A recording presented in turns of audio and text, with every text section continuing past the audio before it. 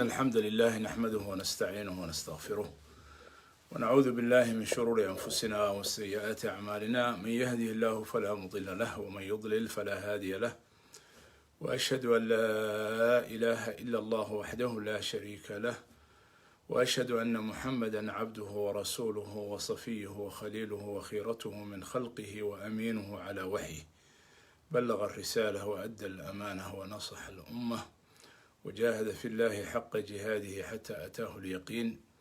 اللهم صل وسلم وبارك على نبينا محمد وعلى آله وصحبه ومن اهتدى بهديه وتمسك بسنته إلى يوم الدين. أما بعد، walaalayaal meel kastoo aad joogtaan, waxaan naftayda iyo ehelka iyo asxaabta iyo ummadda muslimka ah oo dhan, gaar ahaana ummadda Soomaaliyeed, uga tacsiyeynayaa geeridii naxdinta lahayd ee maanta ku timi walaalkeen, saaxiibkeen, daacigeennii, caalimkii, fahmada badnaa ee dadaalka badnaa, fadiilatu sheekh cabdinaasir xaaji axmed abu maxamed. ilaahay subxaanahu wa tacaala waxaan uga baryayaa inuu u aqbalo oo ka dhigo kuwa shuhadada ah ee ilaahay subxaanahu wa tacaala diintiisa darteed loo dilay inay kor yeelaan. waxaan ilaahay subxaanahu wa tacaala uga baryayaa inuu qabrigiisa waasiciyo, darajadiisana fii ciliyiin kor ugu qaado, jannaatulfirdowsna ilaahay subxaanahu wa tacaala uu geeyo oo ka waraabiyo. ilaahayna subxaanahu wa tacaala uu haleelsiiyo saalixiintii iyo nebiyadii iyo sidiiqiintii iyo shuhadadii iyo saalixiintii ka horreeyey, inuu ilaahay subxaanahu wa tacaala haleeshiiyo. ilaahay subxaanahu wa tacaala ajarkiisana aanu naga qadin, gadaashiisna aanu ilaahay subxaanahu wa tacaala na fidnayn, ee ilaahay subxaanahu wa tacaala dariiqiisa toosan ee siraat almustaqiimka ah ee dacwada iyo diinta ilaahay subxaanahu wa tacaala annagana nagu sugo ilaa ay yaqiintii nooga timaado. midda labaad waxaa weeye walaalayaal, culimada geeridoodu waa arrin weyn, waa arrin naxdin leh, waa gidaar ka soo dumay ummadda ama ku soo dumay, waa tiir ummadda u ahaa ay cuskato oo iftiinsato oo siraaj ka damay weeye markii ay culimo qof ka midii u dhinto. hayeeshee ilaahay subxaanahu wa tacaala geerida naf walba wuu ku qoray, naf walba, kullu nafsin daa'iqatu lmowt. nebi maxamed calayhi salaatu wasalaam geeridiisii musiibo ka weyni ummadda ma soo marin. wuxuuna yidhi nebigu calayhi salaatu wasalaam, qofkii musiibo ku dhacdo musiibadiisa ha igu xusuusto aniga musiibadayda, yacni geeridayda. musiibo ka weyn oo ummaddan islaamka soo martaa ma jirto. haddii nebi maxamed ba calayhi salaatu wasalaam uu yidhi, innaka mayitun wa inahum mayituun wamaa muxammadun ilaa rasuulun qad khalat min qablihi rusul afa in maata aw qutila inqalabatum calaa acqaabikum waman yanqalib calaa caqibayhi falan yadura allaha shay-an wasayajzi allahu shaakiriin. nebi maxamed calayhi salaatu wasalaam hadduu dhintan, khulafadiisii waa dhinteen, asxaabtiisii mubashiriinta ahayd waa dhinteen, waa la dilay, qaarkood dil baa lagu dilay. cumar ibn alkhadaab mixraamka isagoo ku tukanayaa mindi la geliyey oo la dilay. waa ninka saddexaad ummaddan ugu fadli badan nebiga calayhi salaatu wasalaam iyo abubakar kadib. marka wax lala yaabo ma aha nin caalima ama nin sheekha oo la dilo ama la qarxiyo ama xabad lagu dhifto ama minshaar lagu kala jeexo ama mindi la geliyo ama xabad lagu dhifto ama bamba lagu qarxiyo. waxa qariib ah ama la qariibsado ma aha, laakiin bani aadamku waa ka naxayaa, laa shaka fiiha. geerida culimadu laakiin ilaahay subxaanahu wa tacaala xikmadiisa waxaa weeye, ummadda sidii ay noloshooduba wax u taraysay oo ay iftiinka iyo xidigaha oo kale ugu ahaayeen, ayay geeridooduna wax u tartaa diinta iyo ummadda labadaba. diintu way ku noolaataa, dhiigoodu wuxuu noqdaa kan waraabiya geedaha iyo xididada dacwada kan waraabiya wey dhiigoodu iyo dilkoodu. marka dhinac annagoo ka naxayna oo ka cabsanayna wixii soo gaaray walaalkeen iyo geeridii xanuunka lahayd, haddana dhanka kale waxaan ku bishaaraysanaynaa wixii culimada diinta ilaahay u dhimata ka hari jiray inay ilaahay fadligiisa ay ka harayaan oo diinta geeridiisu ay u noqonayso xoog. taasuna waxa weeye waxay u tahay mid muruggelisa wixii dilkiisa ka dambeeyey ama qorsheeyey ama fuliyey ama maaragtay ka dambeeyey, siday doonaan iyo cidda doonaanba ha noqdaane, waxay u tahay murug, oo waxay u tahay hoog iyo ba, oo waxay u tahay inay ogaadaan in cabdinaasir raximahu allahu tacaala dilkiisu diintu aanay ku gaabinayn, wixii ay doonayeenna aanay ku gaarihayn, ee ay noqonayso si ka duwan iyo cagsigeeda diintu inay ku xoogsanayso, dacwadii iyo manhajkii u wadayna inay sii soconayso, sii xoogsanayso, meelo ka fogna gaarayso ilaahay idankiisa. taas iyaguna ha ogaadaan, hana ka naxaan, hana ku murugoodaan, iyagoo ay u dheer tahay khisiga iyo hoogga iyo carada ilaahay subxaanahu wa tacaala ciddii aan ilaahay subxaanahu wa tacaala toobad waafajin inta aanay dhiman. intaa haddaan kasoo gudbo, waxaan jeclahay kelimad yar inaan ka iraahdo dadka walaalahaya ee soomaalida ah ee arrintaanu maanta ay muruggelisay, inaan wax yar ka sheego walaalkay saaxiibkay, nin aanu waddo dheer isla soo marnay oo dacwadan iyo diintan ah aan isla soo marnay waqti dheer oo 40 sano taqriiban ayaa ku dhow ama ka badan. sheekh cabdinaasir ilaa iyo yaraantiisii horta wuxuu ahaa mar walbaba wuxuu ahaa safka hore, dadka ugu horeeya, kaalinta ugu horeysa ayuu wax walba ka geli jiray. ilaahay subxaanahu wa tacaala qabrigiisa ha qoyo. wuxuu ahaa shaab naashaa fi taacati illahi, sida aan rajaynayo, nin dhalinyaro ah oo dhalinyaronimadiisii dacwada iyo diinta kusoo ababay, lasoo qabsaday, ilaa uu maanta ku ciroobay. aniga isagu isku cimri baan nahay taqriiban 1957 58 waqtigaas baa dhalashada iyada lagu sheegaa, isagana dhalashadiisu ahayd.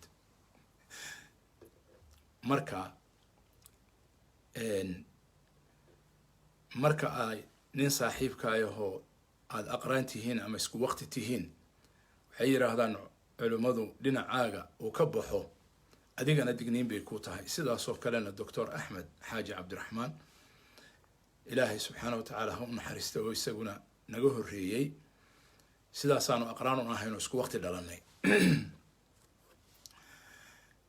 waxaan ilaahay subxaanahu wa tacaala ka baryayaa siduu ilaahay subxaanahu wa tacaala adduunyada dacwadeeda iyo diinta iyo ka shaqaynteeda iyo fidinteeda ilaahay subxaanahu wa tacaala saaxiibo iyo walaalo noogaga dhigay, inuu ilaahay subxaanahu wa tacaala aakhirana ugu kulmiyo fi jannaati naciim.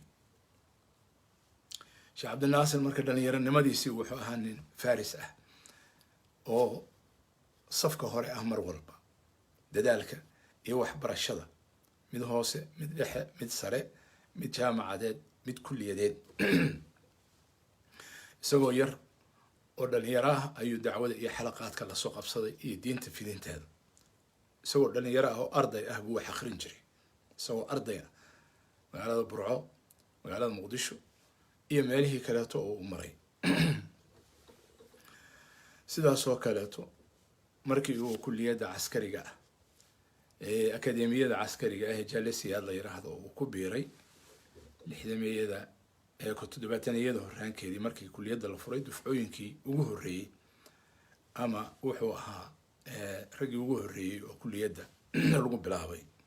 safka hore ayuu ahaa, kaalinta hore dhalinyaradii ku takharujtay buu ahaa, kaga baxday sarkaalnimada. isla markiina markii uu ka baxay wuxuu ka qayb galay dagaalkii 77 la dhihi jiray oo inaga Ethiopia, Soomaalida Ethiopia u dhaxeeyay. dhulkaas Soomaalida ayuu ka soo dagaalamay oo dagaal ka galay. wuxuu iga sheekeeyey habeen in isaga iyo kooxdii uu watay oo askarta ahayd in la kala gooyey ciidankii kale iyo kooxdiisa oo laba habeen iyo maalmahooda ay ku go'doonsanaayeen meel cidla ah oo cuntana aanay jirin, zaadna ayan jirin, dagaalna ay ku jireen, ragna ka dhaawacmay, ragna ka dhintay, ilaa uu ciidankiisi intii kale soo badbaadiyey oo uu ciidankii kale soo haleelay si dhib ah uu kusoo halay una ku dhaawacmay raximahu llahu tacaala. markii uu dagaal ku jirana saasuu wuxuu ahaa nin farisa oo geesiya oo kaalinta hore dacwada iyo diinta kaga jira. markii uu mucallim noqday oo ciidamada uu ka tegay oo yeman tegay muddo 10 sano ah mucallim buu ahaa, murabbi buu ahaa, meel walba uu joogana wuxuu ahaa kaalinta hore inuu ku jira oo hormuud ah oo qaa'id ah oo hogaamiye ah ayuu ahaa. lidaalika soomaalidii markaa yeman joogtay iyo mucallimiintii wuxuu ahaa hormoodkooda ayuu ahaa. wuxuu ahaa nin had iyo jeer nabadoona oo muslixa oo wax islaaxiya oo wax heshiisiya oo wax hogaamiya oo talo iyo caqli iyo ra'yi saa'ib ah oo toosan loogu yimaado mar walba ala soo doonto. taasna waxaan u rajeynayaa inay dhaxal siisay aqoontiisa iyo taqwadiisa aan u rajeynayno insha allahu tacaala. markii uu ka soo baxay yeman oo ka yimi wuxuu ahaa muslix ragga runtii qiimahooda waxaa la ogaadaa markay xaaladdu adkaato, markaas ayaa loo baahdaa. markii dagaalada ay dhex mareen ama ka dhaceen gobollada bari oo dhalinyaradii dacwada iyo gobolladaasi ay dagaalu ka dhex maray ama ka dhex qarxay, waa loo baahday cabdinaasir raximahu llahu tacaala. waa loo baahday caqligiis iyo aqoontiis iyo tajribadiis iyo waayo aragnimadiis iyo islaaxintiis iyo wax heshiisiintiisa iyo wax kala badbaadintiisa ayaa loogu baahday. wuuna yimi yeman buu ka soo baxay isaga oo ka soo tegay meeshii uu yacni macalinimadiisa iyo raaxadiisa iyo hawshiisa ku haystay iyo reerkiisa si uu islaaxa iyo hagaajinta iyo heshiisiinta uga qayb qaato ayuu yii. kaalin weyn oo fiican uu ku lahaa sida la wada ogyahay ama dadkii markaas marxaladaas wax ka ogaa ay og yihiin. markii uu arrintaas ay soo dhammaatayna wuxuu ahaa hormuudkii machadkii icdaad ducaad ama diyaar garaynta ducaadda ee magaalada laascaanood laga furay. machad laascaanood liicdaadi ducaad, machadkii laascaanood ee ducaadda lagu diyaarinayo. wuxuu ahaa sheekhii machadka, wuxuu ahaa hormoodkiisii, wuxuu ahaa ninkii lagu soo hiranayay. ardayda machadka ka qayb gashay maanta in badan oo ka mid yihi waa nool yihiin, waana ducaad oo waa imaamyo oo waa nabadoono oo waa hormuud meel walba bulshada dhinac kasta. waxayna ka yimaadeen gobollo kala duwan, laga soo bilaabo galguduud ilaa iyo awdal ilaa iyo soomaali galbeed. intaasay ka kala yimaadeen, meel bay isu wada yimaadeen. intaasoo dhammi laascaano ayaa soo dhoweysay.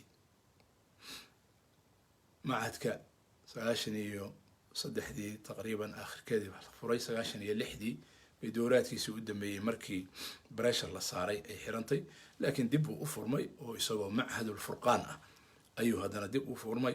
sheekha ayaana hogaamiye ka ahaa, sheekhna ka ahaa ilaa maanta uu ka dhinto. machadka furqaan gobollada sool iyo agagaarkeeda wuxuu ku leeyahay in ka badan 40 ama 50 farac buu ku leeyahay. ducaadda iyo dadka uu soo saarayna bacd allahi tabaaraka wa tacaala fadligeeda iyo juhdigeeda wuxuu u noqonayay hogaaminteedu sheekh cabdinaasir abu maxamed bay u noqonaysaa raximahu llahu tacaala. cabdinaasir maanta ma ciil qabo, dhibna ma qabo, saan rajaynayo. waxaan rajaynayaa oo ilaahay ka baryaa inuu noqdo adduunyada waxaa la yidhi mustariixun oo mustaraaxun minhu. waa qof siduu yidhi nabigu calayhi salatu wasalaam adduunyada ka raaxaystay iyo qof adduunyadu ka raaxaysato. qofka mu'minka ah ee camalka saalixa ah leh adduunyada wuu ka raaxaystaa dhibkeeda. qofka gaalka ah ee mujrimka ahna adduunyada ka raaxaysata. waxaan rajaynayaa cabdinaasir inuu isagu ka raaxaysto, kuwa ka raaxaysta uu yahay biidni illaahi tacaala. laakiin dhibku dadkii ka dambeeyey ayuu haystaa. intaas keliya ma ahayn sheekh cabdinaasir machad kuma koobnayn magaalada laascaanood iyo gobolkaas sool gaar ahaan iyo waqooyiga iyo bariga gaar ahaan guud ahaan iyo soomaaliya oo dhan maanta oo uu ku dhintay Kismaayo oo cirifka kale ah uu maanta ku dhintay waxay ku tusinaysaa sida uu dadka iyo ummadda Soomaaliyeed dacwadiisa uu u wada gaarsiinay, hamigeeda uu u xambaarsanaa oo uu mid walba u deeqsiinay ayay ku tusinaysaa ee aanay ku koobnayn sool iyo masanaag iyo cayn iyo bari iyo mudug iyo meelahaas keliya inaanay ku koobnayn ee muqdisho bilihii hadda u dambeeyey xataa uu joogay oo dacwadeeda uu ka qayb galayay. waxaa isugu kaaya dambeysay intaa keliya ma aha bil ka hor Nairobi mu'tamarkii aan ka wada qayb galnay, culimo badan ay ka qayb galeen, ayaanu isku macasalaameynay. mana aan u malaynayn inay tahay macasalaameyntii u dambeysay inay tahay, ma aan u malaynayn. laakiin ilaahay subxaanahu watacaala ayaa sidaa qadaray. ilaahay isagana jannadiisa ha geeyo. ilaahay subxaanahu watacaala annagana gadaashiis nama fidnayo. waddadiisii iyo manhajkii uu fidinayay aan ku walaalownayna ilaahay subxaanahu watacaala ha nagu sugo ilaa aan ka dhimanayn.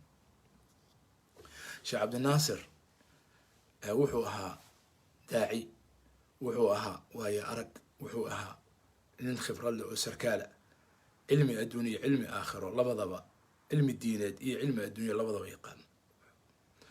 waxyaalihii aan ka aqaanay sheekh cabdinaasir haddaan wax yar ka tilmaamo xagga aqoonta iyo cilmiga. cabdinaasir wuxuu ahaa nin cilmiga aada ugu dadaala, had iyo jeer kitaabka wata, wax aada u akhriya oo aada u iطilaac badan, iطilaaciisu uu waasic yahay, waqtigiisa aan dhayal uyan kaga bixin.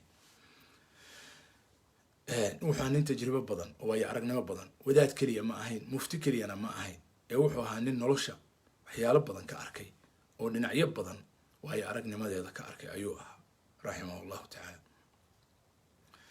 sheekh cabdinaasir wuxuu ahaa nin zaahida intaan ka aqaanay oo adduunyada iska ururin badan oo aanay qiimo la lacagteeda iyo xoolaheeda iyo dhaldhalaalkeeda midaan indhaha la raacin buu ahaa. wuu soo maray, wax badan wuu arkay, wuu shaqeeyey, laakiin marna adduunya ma jiidan cabdinaasir intii aan ka aqaanay.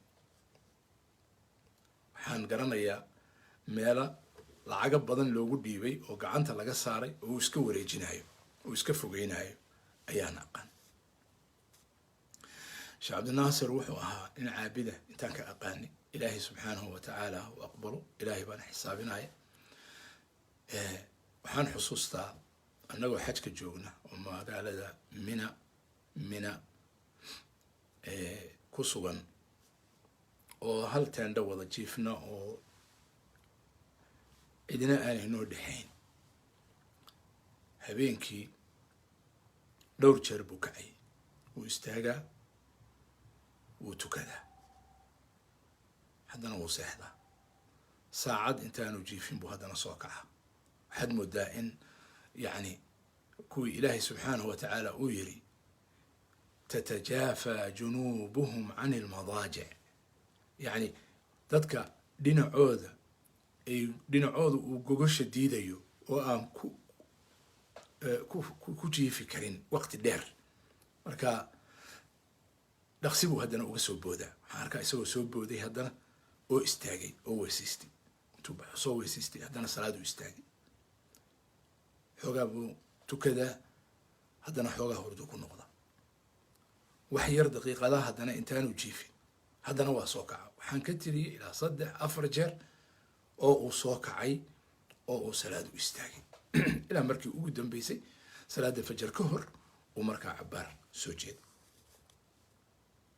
wuxuu nin marka cibaadada iyo qur'aanka aad iyo aad ugu dadaala. waxaan u malaynayaa ilaahay idankiisa ugana rajaynaya inuu qabrigiisa caawa ku hayo oo ilaahay rawda min riyaad aljanna uga dhigo oo qabrigiisa uu iftiimiyo oo u nuuriyo oo murugta iyo waxshada qabriga ilaahay subxaanahu wa tacaala salaadiisii iyo qiyaamkiisii ilaahay u aqbalo oo ilaahay subxaanahu wa tacaala uga dhigo mid ku wehelisa qabriga ku wehelisa. sheekh cabdinaasir waxaa nin geesiya, waxaa nin shijaaca oo mawaaqifta markii la joogo ama talada ama ra'yi shirar badan arrimo badan oo laga arrinsanayo, qabaa'il la heshiisiinayo, dad la heshiisiinayo, la islaaxinayo, mawaaqif badan oo dacwada ah ayaan ka wada qayb galnay oo aan ogahay mawaaqiftiisa. mawaaqifta raggu ay ka hebaystaan ama ka gabadaan ama ka leexleexdaan, waxaa ninaan ka leexleexan runta saara. ilaahay subxaanahu wa tacaala waxaan uga baryayaa inuu jannadiisii geeyo. waxaan u sheegayaa saaxiibadiisa iyo culimada diinta iyo dadkii manhajkiisa ku socdayba inay raayadiisii iyo waddadiisii uu ku dhintay oo raggii ka horreeyey lagu dilay sheekh cabdulqaadir nuur faarax, doctor axmed xaaji cabdiraxmaan, ka xusuusano raggii hadda waqtiga dhow ama sanadahan dambe gacanta ka xaq daran ee muslimka gumaadaysa ee masaajidada iridooda ku sugaysa. kan la dilayna waxay u tahay janno iyo wanaag iyo khaatumo wanaagsan insha allahu tacaala. kan kalena waxay u tahay shaqinimo iyo khasaaro iyo hoog bay u tahay. qof masaajidka hadda ka soo baxay oo dersi ka soo baxay, isaga waxay u tahay bushaaro iyo khaatimo wanaagsan baan uga rajaynaynaa. saddexdii sheekh mid walba waxaan uga rajaynaynaa khaatimo wanaagsan inuu ku dhintay biidni illahi tacaala. ilaahay dhammaanteedna khaatimo wanaagsan hana siiyo. doctor axmed xaaji cabdiraxmaan isagoo sooman oo salaadii fajar oo dimadii ilaahay subxaana wa tacaala ku jira iyo kafaaladii ilaahay ayaa la dilay oo xabad lagu dhiftay. khaatimo wanaagsan baa ilaahay uga rajayn. sheekh cabdulqaadir nuur faarax isagoo salaadii casar ku jira oo safka ku jira oo qiblada qaabilsan ilaahay subxaanahu wa tacaala u rukuucayo u sujuudaya baa dadkaas ama gacantaas khaasirada ah ee shaqiyada ee shaqinimada iyo khasaarada iyo qadriga iyo gaadmada iyo fulaynimada kasbatay.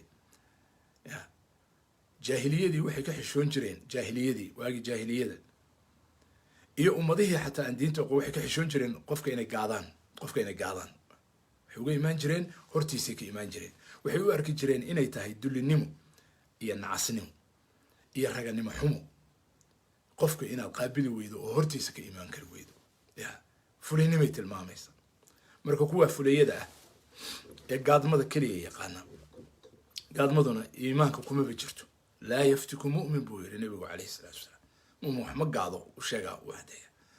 xataa marka uu dad la dagaalamayo ilaahay subxaanahu wa tacaala wuxuu u sheegay nabiga calayhi salaam inuu gaalada xataa ogeysi. وإما تخافن من قوم خيانة فانبذ إليهم على سواء إن الله لا يحب الخائنين. markuwaasna ha ku bishaaraystaan hoog iyo ba dacwadana inay soconayso, diintana inay soconayso. haddii doctor axmed la dilay, boqol doctor axmed baa ka dambeeya. sheekh cabdulqaadir nuur faarax haddii masaajidka lagu dilay, kun sheekh cabdulqaadir baa ummadaanu dhalaysaa, raximkeeduna dhalaya. haddii sheekh cabdinaasir maanta la dilay, kun cabdinaasir ayaa soo socda ee ku bishaaraysta. dacwadan iyo diintanana way soconaysaa, aafaaq badan bay gaaraysa. ummadda soomaaliyeed waxaan leeyahay kelimad yar. war ummad yahay, waxa inagu dhacaya waa cuquubo.